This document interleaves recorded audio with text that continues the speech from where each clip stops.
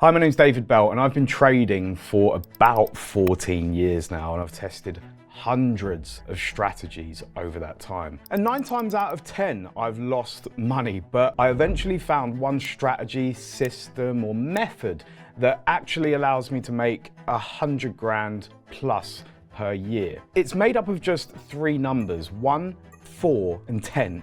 If you understand these 3 numbers and implement what I show you, you will become a profitable trader. So in this video, we're going to go through the exact strategy that makes me multiple 6 figures a year, how to take my exact strategy and actually earn with it, and what to do right after this video to become profitable. So let's get into it. Listen, I bet you've all tried to day trade before. What I'm talking about is not day trading. Get this into your head. What we're talking about really is proper investing and trading. This is how many of the institutional fund managers do it, and anyone who has made money consistently over the years. We are not looking to gamble on really short time frames. What we're looking to do is invest in one country. One country is the US. Why do we want to focus on the United States? Well, the United States has the most deep capital markets and liquidity out of any market in the world. What that means is that capital from all around the world is going to flow towards the United States stock market. Whether that's the NASDAQ,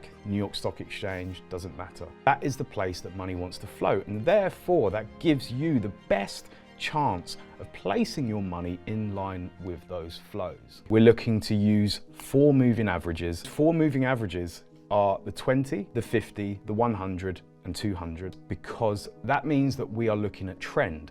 And trend is one of the few real components that can actually make money continuously in markets. We want to focus on something that we can identify relatively easily, that we can make objective via our filtering, which we're going to get to, and that we can truly be able to risk manage, which is an absolutely massive part of what we want to talk about today. And we're looking at stocks above $10 billion in market cap. We want to focus on stocks of over $10 billion because it means that they have had a legacy that has made them a $10 billion minimum company. This means that they're unlikely to go away. They're unlikely to collapse overnight. So I hope you can hear where we're going with this, in terms of we're just building probabilities into our favor. Let's get into actually filtering and showing you the strategy then, because I think that is absolutely important. And now, listen, this is going to take time to understand and get to grips with, and I'm going to explain why we want to focus on this specific foundation. But once you get this base level knowledge into your head, you can build on this, and using our help, you will be able to become profitable. I'm using a website called barchart.com. Now, Barchart is an excellent tool for screening stocks. It enables you to have so many different filters that you can, if you understand what you're looking for, ensure that certain filters match exactly the behavior of the market that you are trying to understand. We actually wrote an article for the Financial Times. It's in the FT Advisor, and what we are trying to do here is to be long something called beta. We are trying to be long outperformance of the market at certain periods. Alpha is something that lots of people look for. Alpha is extremely hard to capture, and as retail investors, we are actually able to have a better go of just capturing outperformance. The reason why is because when you are a massive fund, when you've got, let's say, $10 billion under management, you have to find alpha. You have to be market making in certain ways. You have to be using statistical arbitrage. You have to be using things that are completely absent to the individual investor, because you're competing with so much capital. You have to be able to compete against others with a load of capital. When we are individual investors, we aren't capacity constrained. We have, say, $100,000 account sizes, $10,000 or pound account sizes. This kind of capital doesn't mean that we have to go seeking for alpha. This is where we have to really start from. And this is the article that you can see that we wrote, Why Beta Outperforms Alpha for Retail. And really, this is where every single strategy should be begun from, basically. Whether you're looking just at a trend following method or you're looking at something else, you have to be focusing on outperforming based on momentum, and beta. Absolutely fundamental. If we go back to the stock screener here though, you can see some of the filters that we have placed. So what we want to do is we want to be focused purely on American stocks. We want to be focused on New York Stock Exchange and NASDAQ predominantly. The other ones don't really matter, OTC, because you're not really going to get a company that is over $10 billion in market cap on the OTC. However, we have screened for a minimum market cap of $10 billion as well. Look, I understand the allure of going after small caps, you know, $100 million market cap companies, $500 million cap market companies. But the issue with that is that there is so much liquidity risk. There is so much risk built into these companies because they are obviously of a lower market cap. It means they haven't got that legacy. They haven't been able to actually build a business that is worth $10 billion yet. Now, it doesn't make them bad companies necessarily. It's just as investors, we are wanting to put probabilities into the best chance, basically. We are looking to up our probabilities of making money over time. You can't really do that in the small cap climate. And so, where we want to focus our efforts here then is on the trend. So everything that you can see here to do with moving averages is trend focused. We then want to have a volume percent change that is greater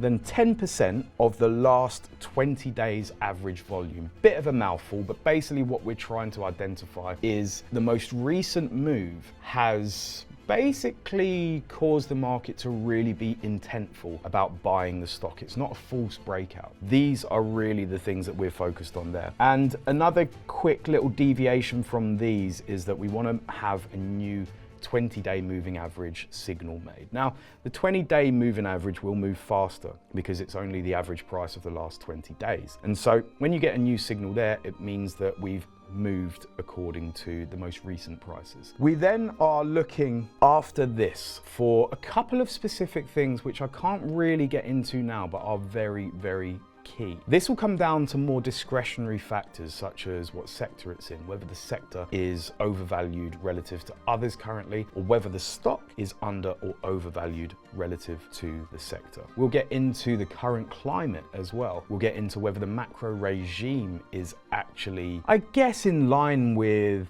the idea that the filter and the screener is showing up. There are multiple things that we have to push into, and one of the things that I can give you for free is price to earnings. One of the best things to look at in price to earnings is whether a stock is currently really, really overvalued relative to others or undervalued. If it's very undervalued and you're seeing these signals pop up, that is time to buy. I'll give you that for free. Now, let's see what this actually spits out when we go to see results. So we've got Tyson Foods, we've got Mondelez International, and we've got JM Smucker Company. So two of those are food companies. So Mondelez is a food company and Tyson Foods is a food company, obviously. Interesting. What might that mean for the sector? Oh, okay, so it might mean that people are looking at consumer staples more. What might consumer staples stocks going up mean? It might mean that there's a bit of a growth scare as people deviate away from looking at higher end product and move more to things that they're going to buy every day, such as food. If we then go and look at Mondelez and Tyson Foods, we can see exactly what we're looking at in terms of this trend move. So I've moved to Trading View here purely because I love their charts and I used to be head of growth there and I just can't escape using them. So I'd recommend also getting a Trading View account. You can clearly see the momentum trend break that I'm talking about, okay? You can see that, now I've not got the 200 daily up here, but the 200 daily is down here somewhere. You can clearly see that we've had the shift up above this 20 daily moving average. And because we know that the volume increase has been 10% above the last 20 days, we can see that there is some intent. Now, things that you might want to do here, you might want to go and check and see if there's news out. You might want to go and check and see if there's an earnings report. The earnings report has been really good and guidance is better. By the way, these are all things that we go through in the academy, so don't worry too much. If you think that guidance is going to be better for the next quarter, it will absolutely increase the odds of this trending harder. What we're looking to do is to find the stocks out of the thousands out there with this strategy / system to then enable you to make better decisions. Filter down to maybe 5 that might pop up each week, each month even, and then take it from there based on some things that we can then provide you in the Think Academy. This is all we're looking to do. If If you are a UK user or based in the UK, you can then look at US stocks and put them in your SIP, your ISA. So these can all be tax efficient purchases. This is why looking at strategies like this can sometimes be so much better than day trading, even though day trading is also quite tax efficient if you're spread betting. The problem with day trading is that most people don't make any money. I've been in the industry for a good 10 plus years now, and there's only been a handful of clients that I've ever seen make money from day trading. Some are very, very good, but the vast majority are not. Take what we're saying here and reduce the stress in your life and be able to make money in a much simpler and less aggressive way. So that's the strategy that made my first 100K, but part of the wider method that allows me to earn what I earn is avoiding what most traders get wrong. Most of them, probably including you, lose for a few key reasons whilst everyone else wins. Most traders lose because they don't understand actually why they are compensated for participating in the market. You're compensated by taking risks when other people don't want to. This can be based around trend. This can be based around mean reversion, something else we get into in the academy. Or it can be based around some form of stats or ability to do something that someone else will not. That is the fundamentals of why you're compensated in markets. This is a complex topic, and we understand that it's complex, but this is why, after all of our experience, we simplify it. What we're talking about here is something called risk premium. That is a fundamental thing you have to understand if you are participating in markets. It's why you are compensated for doing so. One of the other reasons that traders lose is by using far too much leverage. You've probably been there yourself, you know. You've got a little bit excited over a couple of wins, you've made some money, and then you decide, okay, I'm on a roll now, let's go 50x leverage on some FX pair. And then you lose it. I've been there, I did it in my early days as well. So focusing on nullifying these bad mistakes, bad habits, is really how you begin to build a process in line, and a more successful process in line with the fundamentals, which is understanding what to actually do and how to approach markets and what you're doing. The why is very, very important. The other thing as well is actually being too simplistic, okay? What I've shown you there is all very, very reasoned, but it's been distilled from a lot of complex understanding. Okay, why do we focus on trend? Well, I understand that we focus on trend because I'm looking at risk premium. Why then do we introduce other certain discretionary factors which you can understand if you sign up for